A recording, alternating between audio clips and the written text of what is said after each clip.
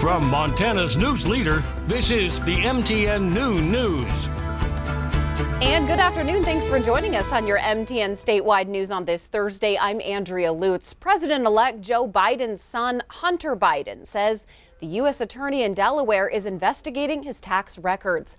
Hunter was a frequent target of President Trump and his allies during the presidential election. The president is still trying to overturn the results. Natalie Brand reports from Wilmington, Delaware. Sources tell CBS News the tax investigation of the president-elect's youngest son began in 2018. A person with knowledge of the matter told the Associated Press at least some of the focus was on Hunter Biden's past work in China. He said in a statement he just learned of the probe Tuesday and that it will show he acted, quote, legally and appropriately. President-elect Biden's transition team is scheduled to meet with the head of Operation Warp Speed today to discuss COVID vaccine efforts as he continues to build out his administration. CBS News has confirmed Mr. Biden plans to nominate Katherine Tai to serve as U.S. Trade Representative and Dennis McDonough to lead the Department of Veterans Affairs. Just yesterday, the president-elect introduced his historic pick for Defense Secretary, retired Army General Lloyd Austin. Austin says he understands concerns from some lawmakers who say he has not been out of the Army long enough. I recognize that being a member of the president's cabinet requires a different perspective and unique responsibilities from a career in uniform. From the White House, President Trump tweeted this morning, in part, the Supreme Court has a chance to save our country from, quote, the greatest election abuse in the history of the United States. On Wednesday, 17 Republican attorneys general backed a Texas lawsuit aimed at blocking electoral college votes in some battleground states. 11 of those state AGs are scheduled to have lunch with the president today. Natalie Brand, CBS News, Wilmington, Delaware. President-elect Biden has also tapped Susan Rice to run his domestic policy council. Legal experts say President Trump's latest effort to overturn the results of the election has no chance at succeeding. The man accused in an attack of a Montana Highway Patrol trooper and the death of 2 others is being sent to Warm Springs for a mental evaluation.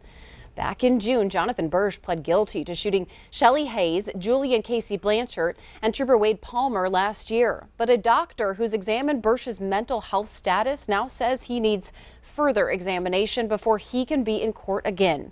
The evaluation could take 2 months to complete.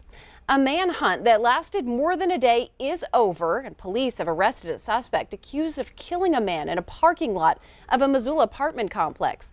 33-year-old Christopher Newrider taken into custody back at the apartment where the shooting happened. The victim, Sundance Hernandez, was found dead with a gunshot wound to the head. Newrider surrendered peacefully, and police say they'll continue to investigate what exactly led to that shooting. Now to a quick COVID-19 update. Across Montana, total cases, over 71,000 of those, 1,600 still active, and recoveries are close to 54,000. Statewide deaths due to COVID-19 sit at 812. And the Montana Department of Corrections says an inmate has succumbed to COVID-19 related illness at a Missoula facility. It's the 5th inmate who has died from the illness. The 71-year-old passed away at Community Medical Center. 476 inmates have been infected at that facility. Since early November, several nursing homes in Butte reported outbreaks of COVID-19, and officials say most of Butte's COVID deaths happen to residents in these facilities. The Butte Silver Bow Health Department says there's been 37 COVID-19 related deaths happening in Butte's nursing homes. These facilities closed to visitation since early spring, but somehow the virus still managed to get in.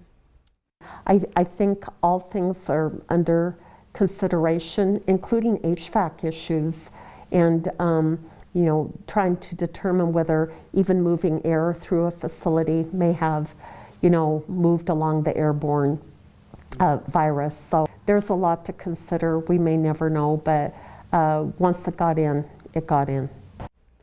Continental Care had the most deaths, and Big Sky Senior Living recently reported 3. Dozens of staff members at nursing homes reported testing positive for COVID-19.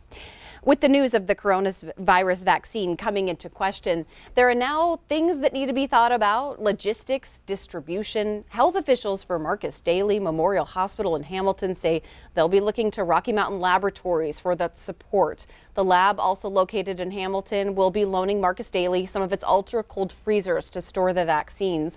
Marcus Daly will vaccinate essential frontline healthcare workers, and the hospital anticipates vaccinating members of the public in late spring or summer. The U.S. is poised to take a big step forward in the fight against COVID-19. An FDA advisory panel will vote today on whether to recommend emergency use authorization for Pfizer's vaccine. Nearly 3 million doses could be shipped across the country this week. If the committee gives its approval, the committee will then likely be looking at the United Kingdom, where the same vaccine rolled out earlier this week. Canada approved the Pfizer vaccine just yesterday. Iceland is allowing visitors to skip all required quarantine guidelines if they prove they've had COVID and recovered from it. It's called an immunity passport. The World Health Organization advised against immunity passports, saying there's not enough evidence of immunity from antibodies alone. Critics of immunity passports warn they could potentially reward reckless people who become infected. Travel from the United States, though, to that country, still not allowed.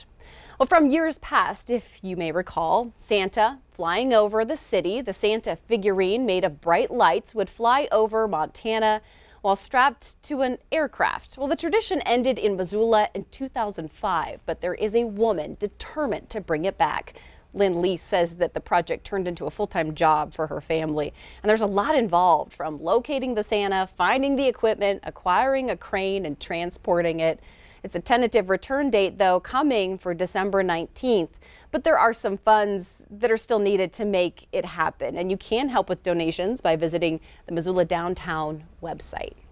And we do have more ahead on today's Noon News. Another ski hill in Montana open for the winter, and we have some information about what you need to know about new COVID guidelines before you do visit. But first, Ed is in with a look at that statewide weather forecast.